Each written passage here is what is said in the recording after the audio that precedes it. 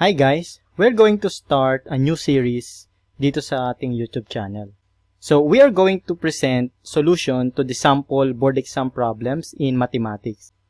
So, nandito tayo ngayon sa part 1 ng ating algebra sample problems. So, hindi na natin patatagalin pa. Let us dive into our discussion.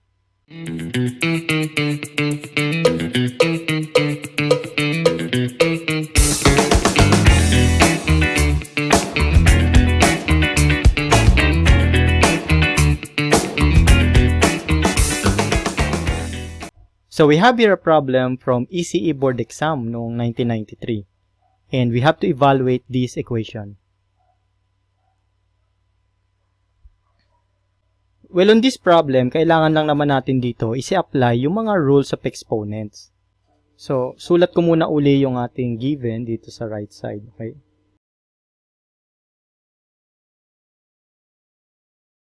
Okay. So, i-apply natin yung mga rules ng exponent. Una, well, itong 10 natin dito is palitan natin ng 5 times 2. Dahil meron tayo ditong denominator na 2. So, para ma-cancel out siya. So, try natin gawin yan. So, we have y is equal to 4, 5, 2n plus 1 minus 2 times 5,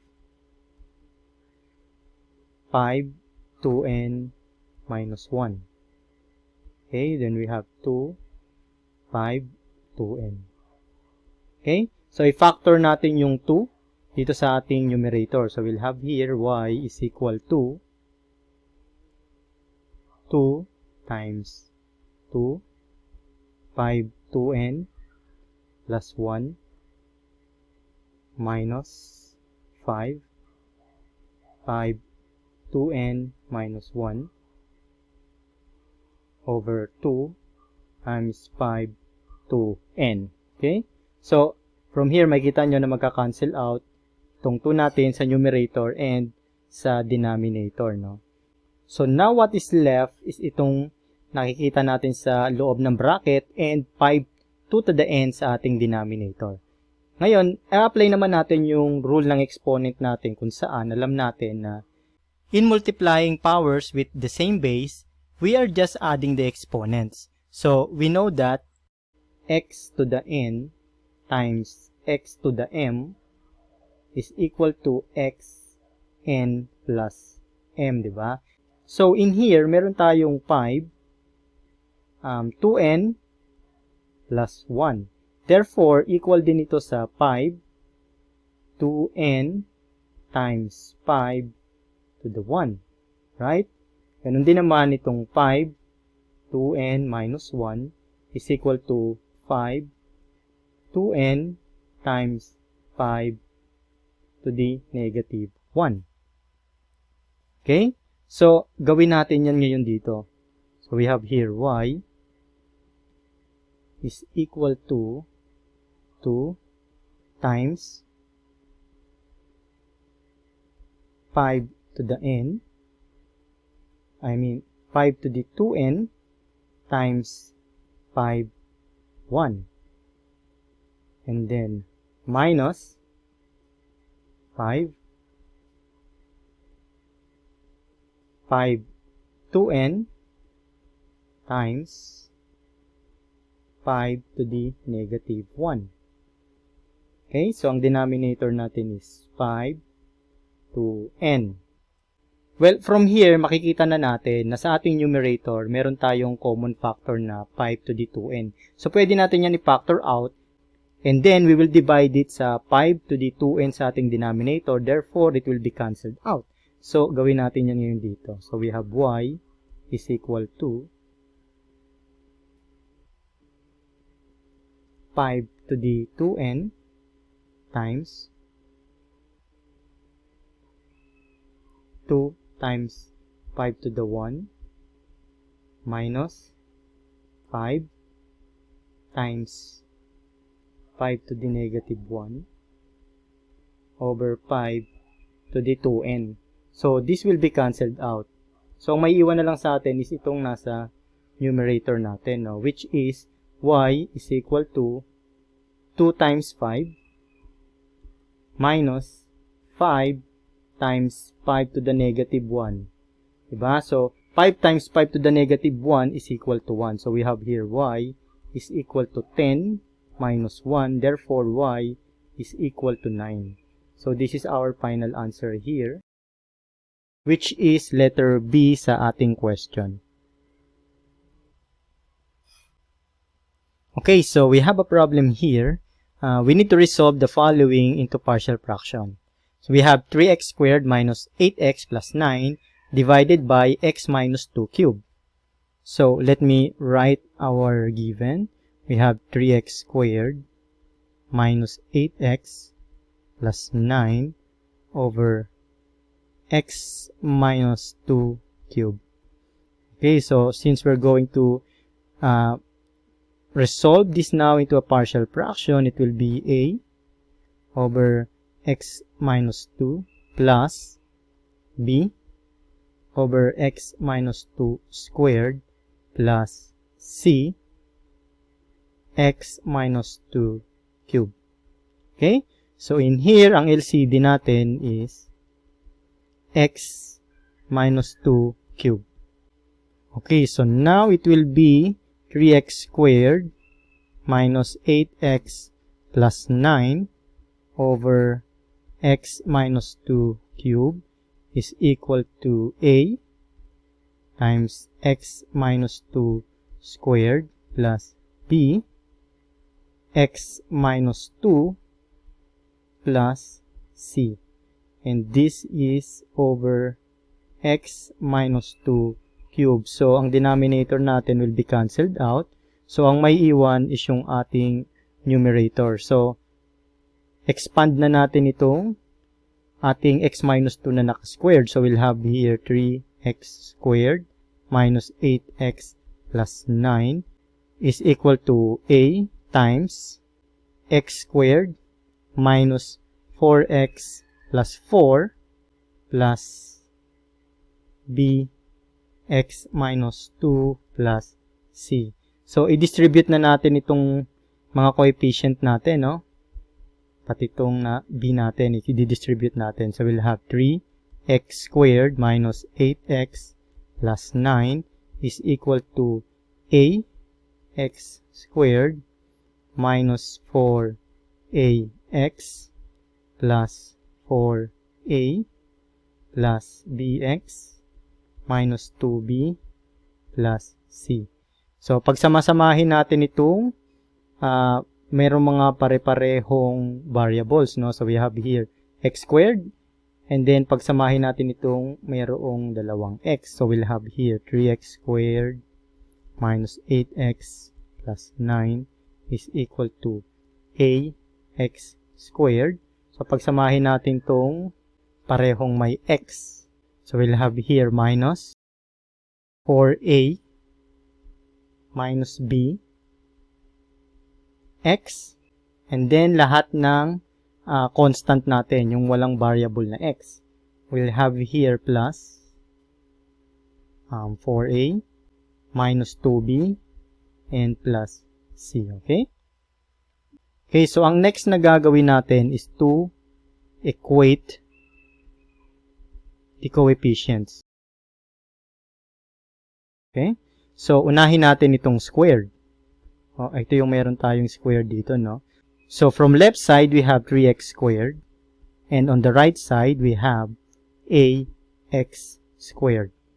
Okay? So, x squared will be cancelled out. Therefore, a is equal to 3. Okay? Take note na natin yan.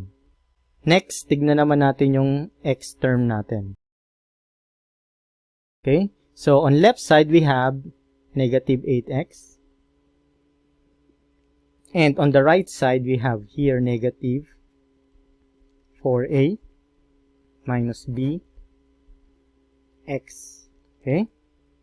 So, pareho tayong may negative x sa left and right side ng equation. So, cancel out na natin yon. So, we'll have here 8 is equal to 4a minus b. And take note, a is equal to 3. So, substitute natin yan. So, we have 8 is equal to 4 times 3 minus b. So, we have 8 is equal to 12 minus B. Okay? So we'll have B is equal to 12 minus 8. Therefore, B is equal to 4. Take note na rin natin to. And now, let us solve for the constant. So, on the left side, we have positive 9. On the right side, we have this. Okay, so we have 4A minus 2B plus C. And then, we know that the value of A is equal to 3. And the value of B is equal to 4. So, substitute na natin yan. We have 9 is equal to 4 times 3 minus 2 times 4 plus C. So, we'll have 9 is equal to 12 minus 8 plus C. So, we have 9 is equal to 4 plus C. So, C is equal to 5. And we have to take note of this. Now, substitute na natin yung value na yan dito sa ginawa natin nung una. So, we'll have here 3x squared minus 8x plus 9 over x minus 2 cube is equal to, yung a natin is 3, so we have 3 x minus 2 plus b natin is 4 x minus 2 squared, and plus our c is 5 x minus 2 cube. Okay, so this is our final answer here.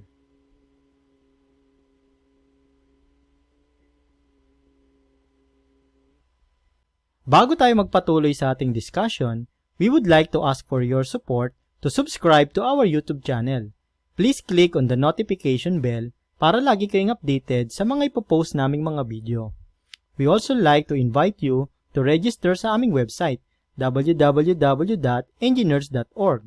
Our website is an online community for Filipino engineers, engineering students, and STEM students. A student must answer 6 of 8 questions on the exam. How many different ways can he do the exam? So, ang choices natin is 20, 26, 24, or 28. Well, to solve this, we need to use the combination formula, which is C is equal to n factorial over n minus r factorial over r factorial. Okay, so yan ang ating combination formula, in which n is equal to the total number of objects and r is equal to the number of choosing objects from the set. Therefore, ang n natin is equal to 8 and ang r natin is equal to 6. So, i-substitute natin siya sa ating combination formula. We have here c is equal to n is equal to 8. So, we have 8 factorial divided by 8 minus 6 factorial times 6 factorial. Okay? So, this is equal to C is equal to 8 times 7 times 6 factorial over 8 minus 6, which is 2 factorial times 6 factorial. So, cancel natin yung 6 factorial sa numerator and the denominator.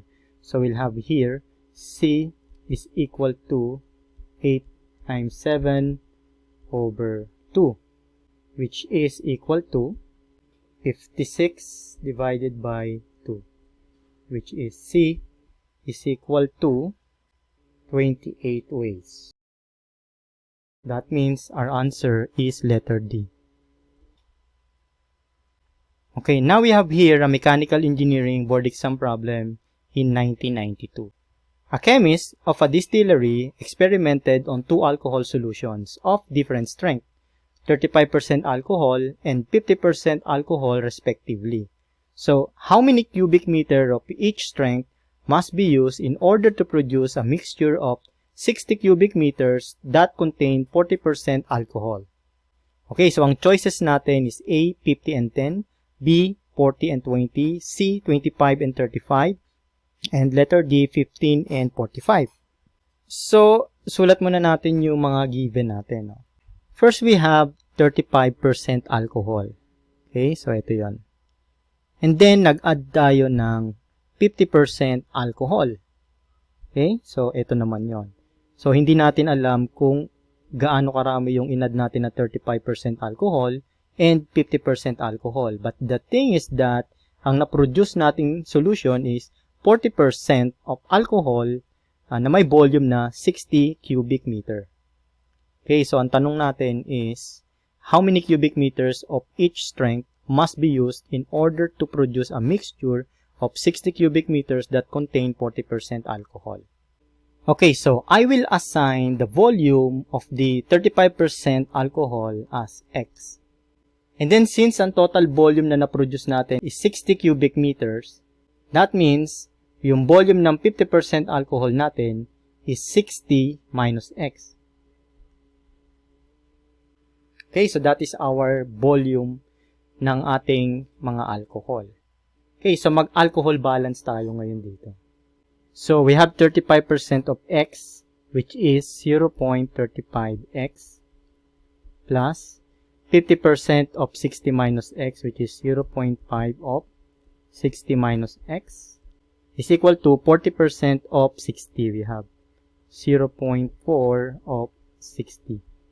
So, we have 0.35X plus 0.5 times 60 minus 0.5x is equal to 0.4 of 60 is equal to 24.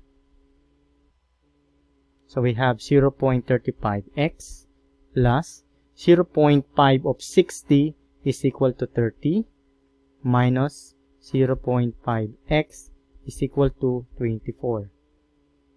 Okay, so we have here na meron parehong variable na x, no? So we have common term.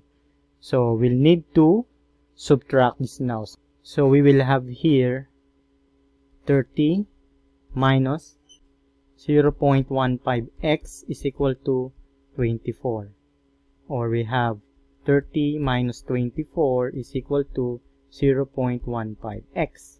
So our x is equal to 30 minus 24, which is equal to 6, divided by 0.15. Therefore, our X is equal to 40 cubic meters. Okay? So, yan ang volume ng ating 35% alcohol. So, ano naman yung volume ng ating 50% alcohol? So, right here, makikita natin na yung volume ng 50% alcohol natin is equal to 60 minus x, di ba? And we know that our x is equal to 40, so this is equal to 60 minus 40, which is equal to 20 cubic meter. And that's our answer. Therefore, ang final answer natin dito is letter B, 40 and 20 cubic meters. Well, that's all for now, guys. Ang complete series ng ating board exam problems ay makikita ninyo sa aming website, which is on engineers.org, sa ating mga lecture courses doon. But here in our YouTube channel, we are going to post most of these solved problems ng mga past engineering board exams para magamit ninyo sa inyong pagre-review. So that's all for now, guys. And I hope you're going to register sa engineers.org, which is a community of Filipino engineers, engineering students, and STEM students. Thank you very much and have a nice day.